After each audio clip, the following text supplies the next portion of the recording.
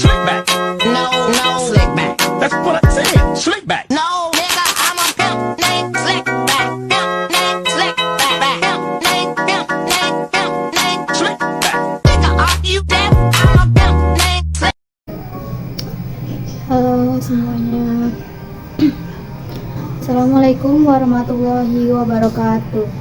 Perkenalkan, nama saya Aziza Diva Pranoto dari kelas 1D Prodi Tadris Bahasa Indonesia. Nah, di video presentasi saya menjelaskan tentang objek linguistik bahasa dan bahasa dan faktor luar bahasa. Nah, di awal ini saya akan menjelaskan apa itu linguistik. Linguistik adalah ilmu tentang bahasa, ilmu yang mengkaji, menelaah atau mempelajari bahasa secara umum yang mencakup bahasa daerah, bahasa Indonesia, dan bahasa asing. Objek linguistik.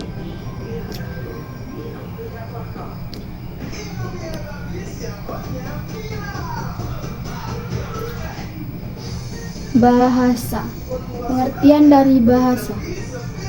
Bahasa adalah ujaran nyata yang diucapkan atau alat komunikasi, lambang bunyi arbitres.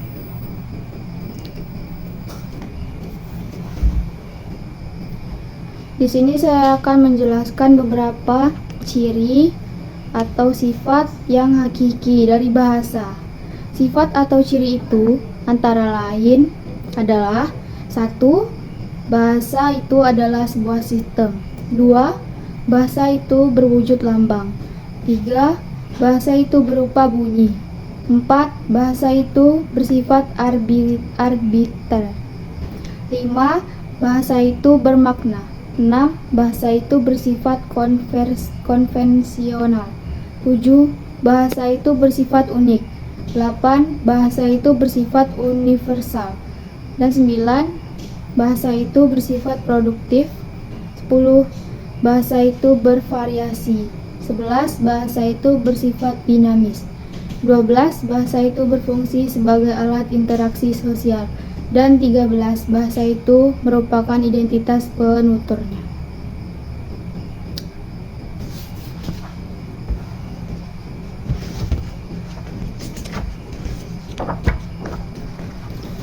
Nah, di sini saya akan menjelaskan ciri atau sifat bahasa itu satu persatu.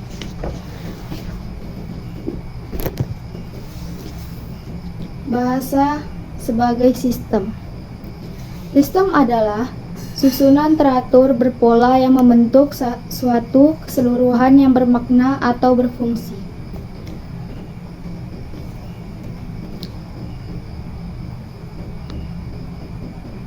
Bahasa berwujud lambang. Lambang adalah simbol, tidak bersifat langsung dan alamiah. Adapun gerakan isyarat atau gertur, gelala atau simpon, ikon atau kode atau indeks. Bahasa adalah bunyi. Bahasa yang dikeluarkan oleh ucapan manusia yang bermakna menyatakan semata. Contoh, nama saya Aziza. Dan bahasa itu bermakna. Sistem lambang yang bunyi atau ujar. Lambang-lambang bunyi, bahasa yang bermakna di dalam bahasa satuan, bahasa yang berwujud morfem, kata, frase, klausa, kalimat, dan wacana. Bahasa itu arbiter. Sewenang-wenang, berubah-ubah, tidak tetap, mana suka. Tidak adanya hubungan wajib antara lambang, bahasa, atau berwujud bunyi. Ferdinand de Saussure 1966 dalam kotominya membedakan apa signifian atau signifier, dan signifi atau signified. Signifian adalah lambang bunyi, dan signified adalah konsep yang dikandung signifian. Bahasa itu konversional. Semua anggota masyarakat bahasa itu mematuhi konversi bahwa lambang tertentu itu digunakan untuk mewakili konsep yang diwakilinya. Kekonversionalan bahasa terletak pada kepatuhan para penutur bahasa untuk menggunakan lambang itu sesuai dengan konsep yang dilambangkan. Bahasa itu produktif. Bentuk objek dari kata benda produktif. Bentuk objek dari kata benda produksi.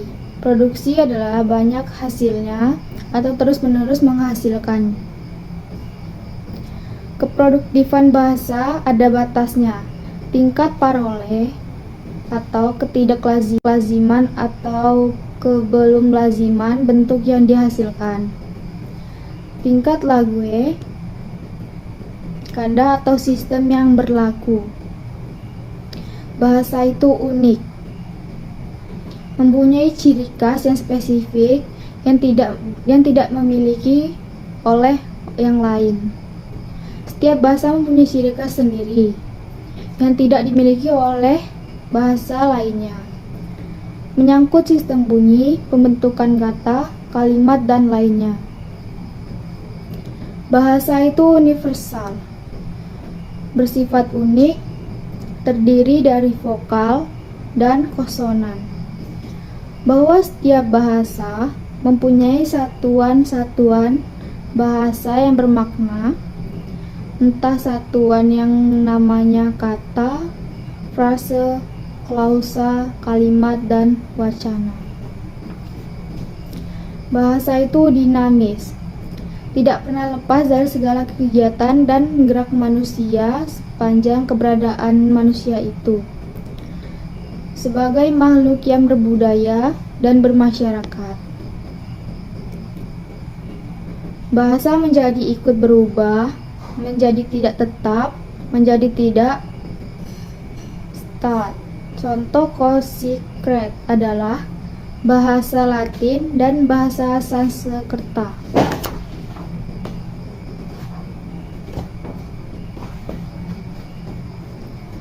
Bahasa itu bervariasi.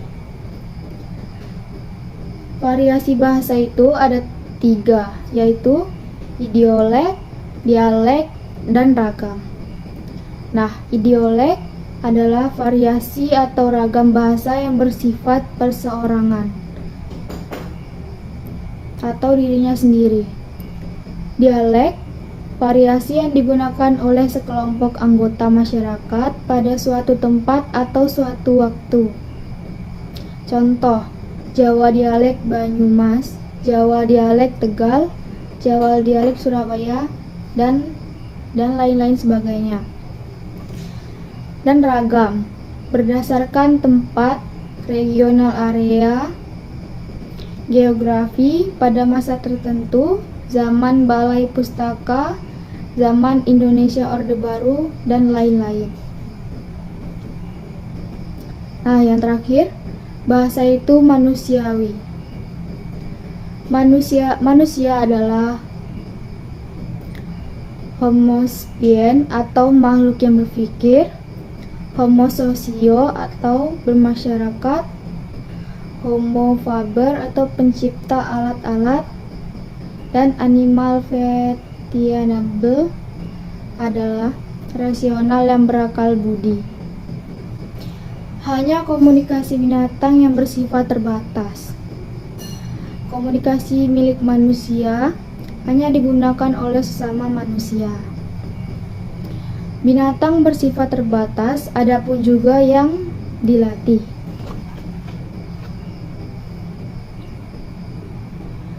Bahasa dan faktor luar bahasa.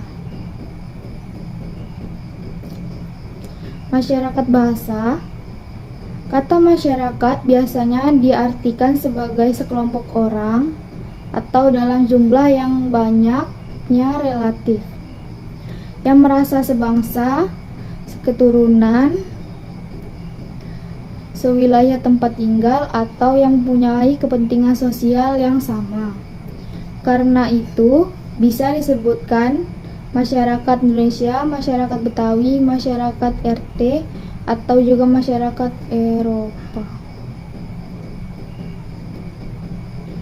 Sejauh ini kita melihat bahwa masyarakat bahasa Inggris tersebut luas, yakni di Inggris, di Amerika, dan di Australia. Orang-orang Amerika dapat berkomunikasi dengan orang Inggris dan orang Australia dengan baik. Begitu juga sebaliknya. Namun barangkali kelak ada masyarakat bahasa Amerika, masyarakat bahasa Inggris, dan masyarakat bahasa Australia. Mengingat dewasa ini, kecenderungan ke arah itu sudah ada. Kini mulai dibedakan adanya British English, Amerika English, dan Australia English. Variasi dan status sosial bahasa. Berdasarkan penuturnya, kita mengenal adanya dialek-dialek, baik dialek regional maupun dialek sosial. Lalu berdasarkan penggunanya, kita mengenal adanya ragam-ragam bahasa seperti ragam jurnalistik, ragam sastra, dan ragam ilmiah.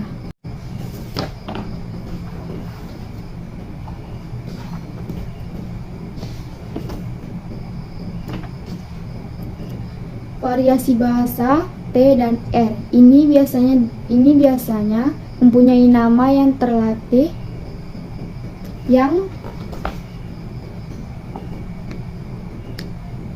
mempunyai nama yang berlainan. Variasi bahasa Yunani T disebut katerefusa dan variasi bahasa Yunani R disebut dimotik.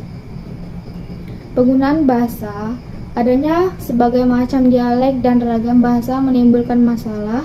Bagaimana kita menggunakan bahasa itu di dalam masyarakat.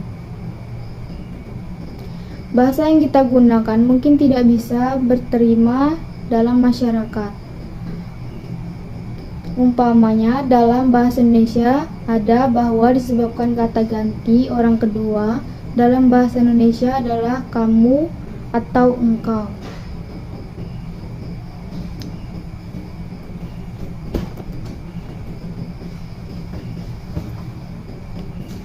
Kotak bahasa. Dalam masyarakat yang terbuka, artinya yang para anggotanya dapat menerima anggotanya dari masyarakat lain, baik dari satu atau lebih dari satu masyarakat. Akan terjadilah apa yang disebut kontak bahasa. Interferensi biasanya dibedakan dari integrasi.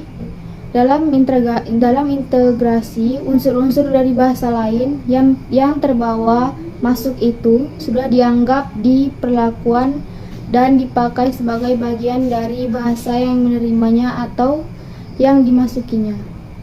Bahasa dan budaya. Satu lagi yang menjadi objek kajian linguistik makro adalah mengenai hubungan bahasa dengan budaya atau kebudayaannya.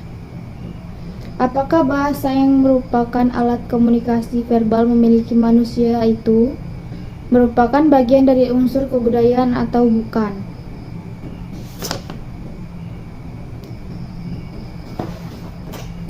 Dalam sejarah linguistik ada suatu hipotesis yang sangat terkenal mengenal bahasa dan kebudayaan ini. Hipotesis ini dikeluarkan dari dua orang pakar, yaitu Edward Sapir dan Benjamin Lee Ward, atau oleh karena itu disebut hipotesis Sapir-Ward, yang menyatakan bahwa bahasa mempengaruhi kebudayaan. Itu saja materi yang saya sampaikan. Kurang lebih saya mohon maaf. Wabillahi taufiq wal hidayah. Wassalamualaikum warahmatullahi wabarakatuh.